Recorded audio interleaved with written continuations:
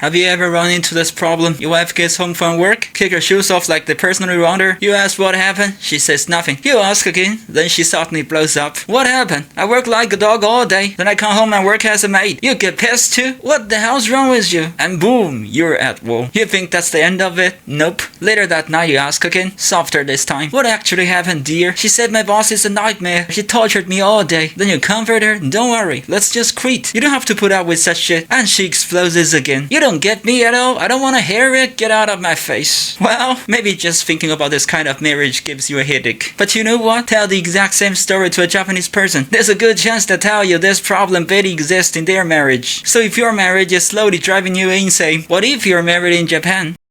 It's true that most Japanese couples genuinely can't have that fight. Structurally, it's not available to them. You know the drought in the West? The psychologists call it the Four Horsemen. Criticism, contempt, defensiveness, and the Cold War. In Japan, all of it goes quiet. Fully quiet. You could go decades without anyone nagging in your ear. But you still go decades without knowing what your spouse actually thinks. Until one day, maybe retirement, maybe the kids are grown and gone, your partner just walks up and says, let's get divorced. You might think it's crazy to spend 30 years following your emotion just to keep your marriage alive. But compared with Western marriage, the Japanese does sharply distinguish personal satisfaction from social duty. As long as the marriage looks fine in front of the kids, relatives, friends, and neighbors, what happened behind closed doors doesn't matter. Separate beds, separate lives, nobody's business. Actually, roughly 40% of married couples in Japan go a full month without physical intimacy. Meanwhile, Japan runs one of the biggest nightlife industries on the planet. Paying for company or finding yourself a 2-hour soulmate doesn't matter if it's the husband or the wife doing it. Not exactly rare. You don't destroy the family, I just quietly look away. Most of us know the rule of the game. You know, once I heard a woman explain it this way: physical cheating is not cheating, emotional cheating is. But it's not that simple. All of this comes with one condition: your income has to be stable. And unlike some Western societies, in Japan your potential is about as useful as toilet paper until it turns into actual cash. If you earn 1,000 today but nothing tomorrow, don't expect the perfect wife on the TV show. She probably won't even look twice at you. We already talked about this in a video about real Japanese wives. You can go watch the full picture if you're interested. And there is another difference. The gender role fights that blow up Western marriages also barely exist in Japan. Big stuff like where to buy the house, which school the kids attend, small stuff like who does the laundry and who washes the underwear. Even something stupid as you squeeze the toothpaste from the top or from the bottom. All of these details get worked into something like a spreadsheet before the wedding even happens. If you're supposed to clean the bathroom and you don't touch it for 3 months, your wife won't scream at you. She'll just turn around and go back her parents' house. You know, in Western societies, couples often argue over religion, politics, Trump, Biden, whatever. In Japan, the couples won't fight over that. They fight over something you'd never expect. The in-laws. That's the real landmine. Your wife might casually ask you, if your mom and I ever fight, whose side are you on? And there's an even more extreme version online. If your mom and I both fell in the river, who would you save first? Yeah, maybe you think it sounds like looking for trouble. But across East Asia, this is a very real marriage fault line. Many places still expect the daughter-in-law to look after parents-in-laws, but the younger generations are increasingly saying no. And that's where the conflict starts. The husband says, how can you be so cold to my mom? She's my mom. Can't you just give in to her? And the wife says, why the hell should I? I give in to her. Who gives in to me? And then the conflict escalates, sometimes even into domestic violence. And compared with Western societies, Japan's heart is on paradise here. Maybe the difference is that Japanese domestic violence is much more private, much less visible. Neighbors mostly look away. Until the DV prevention law introduced in 2001, a huge amount of domestic violence just got fired away as a family matter. The alcohol problems, drug problems, the generational trauma that haunts families in the West, same story in Japan. That overbearing mother-in-law, she used to be someone's suffering daughter-in-law too. Now that she's finally on top, of course she's passing it down. But unfortunately, what she didn't count on is today's daughter-in-laws fighting back hard. They would rather divorce than inherit that pressure. And it's not just Japan. You can see the same pattern in Korea, in China, anywhere in the Confucius cultural sphere. Even though in some of these places, divorce itself still carries real stigma, especially for women. They may still face more pressure in the job market and more social judgment around the idea that their family have failed. Now you know why some women stay in a miserable marriage for decades, even when divorce is technically possible.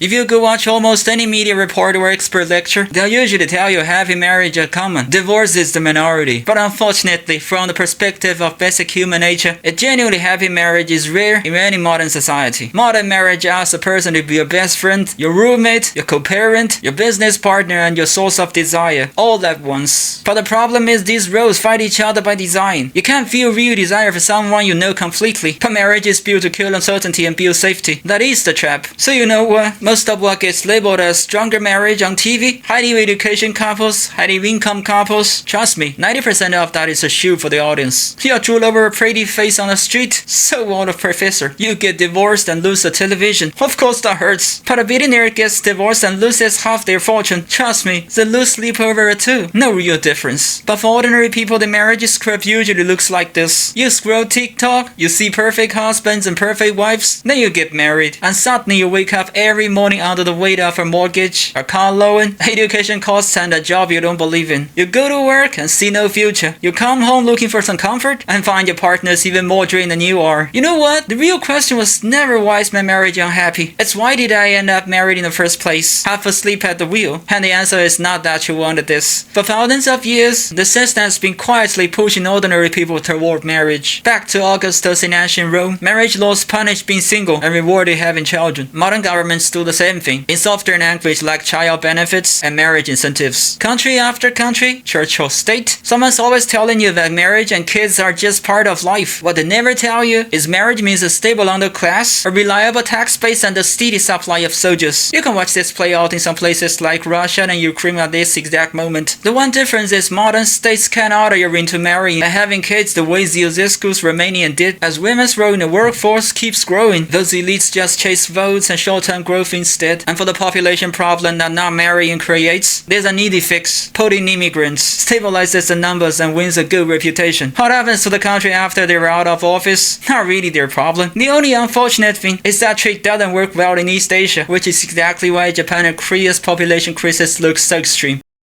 There's an old joke online. A wife asks her husband, if I die one day, will you marry again? The husband says, no, never. The wife says, really? Yeah, the husband says, why would I lock myself in prison twice? So, do stable, long-lasting marriages still exist somewhere? The answer is yes. Just don't ask if anyone's actually happy in them. Take Hamish in America. Divorce rates near zero. Whether outsiders could pay the price of that is a separate question. And India is another example. Its divorce rate sits under 1%, constantly one of the lowest on earth. In traditional Indian society, the cost of that divorce falls almost entirely on the woman. And even more extreme case is the Philippines. Outside Muslim communities, the entire country still has no civil divorce system at all. Unless you can prove the marriage was invalid from day one, say your spouse has a mental illness, nothing counts as legal grounds. Not personality, not cheating, not even domestic violence. And one last interesting case is the Middle East. You might think people there are conservative about marriage. Not really. Divorce rates there actually are not low at all. Egypt, for example, has climbed to be a pretty striking level over the past few decades, which just proves it again. The younger generation everywhere is getting a lot harder to fool. Alright, that's it for today. If you also like digging to the root, hit follow, we'll dig it deeper next time.